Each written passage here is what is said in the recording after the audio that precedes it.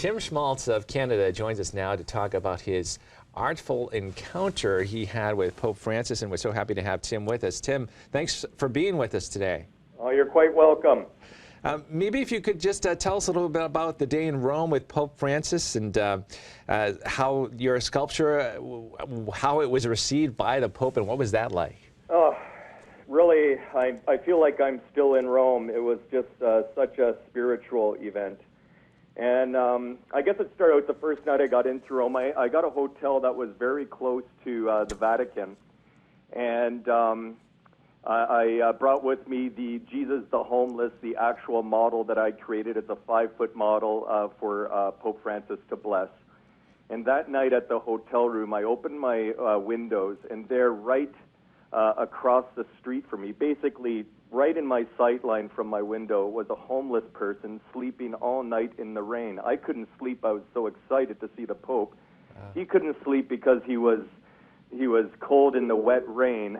And I stayed up till around 4 in the morning just thinking, and I thought that this was really a sign for me to do as much as I possibly can to get this representation of Jesus as a homeless person out there to the world.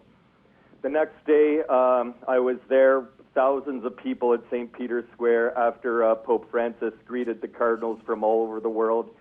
He came up to the center stage area where the Vatican officials created this beautiful pedestal place where my sculpture was placed on. He came over and he prayed in front of my sculpture, and then he touched the leg of the homeless Jesus, and then he blessed the piece. And for me, I was just basically speechless, as you could possibly imagine. And what I saw there was a symbol of what Pope Francis is doing. He's reaching out and touching homeless and the marginalized all around the world. And it was just an absolutely amazing experience. Afterwards, the Vatican officials brought me over and introduced me as a sculptor of Jesus the Homeless, and Pope Francis told me he thought it was beautiful. Oh my gosh, Tim, I can't imagine what a great experience that must have been. You will never forget that, I'm sure, as long as you live. And now we understand tentative plans are underway for the sculpture to be placed close to the Vatican radio offices near the Tiber, and I think in memory of a homeless woman who slept there every night before dying in the cold. How does that feel? That's one of the most beautiful parts of this story, because the life-size bronze piece in Rome, to be placed in such a very symbolic spot. The piece is symbolic, but even the placement of it here in Rome is symbolic. Apparently, a while back, a woman that was loved by the community there in Rome was found dead on the street. So the Vatican officials want to place it there as a symbol of her memory and all the other homeless people that have perished in the streets of Rome. I am just amazed. You know, it's interesting because being in Rome, it's probably the one city that has the most representations of Jesus in any other place in the world.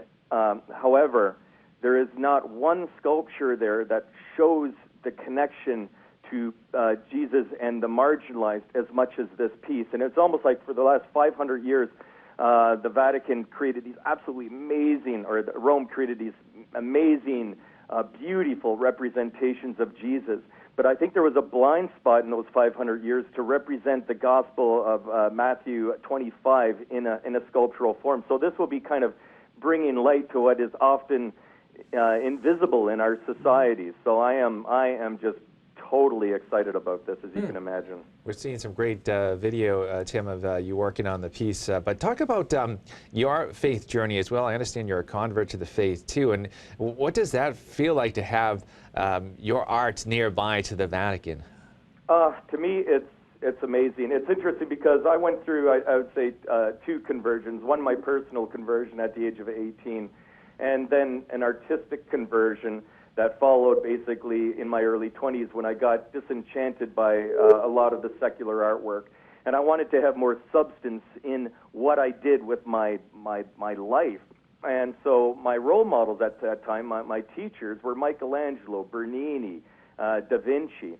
And it wasn't long before I realized that the reason why their artwork was great was because of the subject matter they chose to deal with. And it's almost like you need an epic story to create an epic piece of artwork. And what I find all the time, every single year, is that the Gospels, that Catholicism, the heritage of the saints, is such a huge well of resources for an artist to create. And if you look at the whole history of Western artwork, 99% of the artists out there throughout the last or millennium were Christian artists.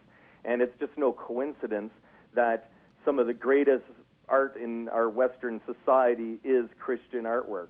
Tim, you know, you must be very honored to be among those great artists, and we're honored to have had a chance to talk with you. One of your sculptures is actually in a parish here in the Archdiocese of Boston. St. Eulalia's in Winchester, St. Joseph and the child Jesus. So we're grateful for your time. We appreciate you calling attention especially to the plight of homeless with your art, and from all of us here, we wish you a very, very Merry Christmas. Well, thank you very much, and Merry Christmas to you, too. Okay, God bless. Thanks, Tim, so much.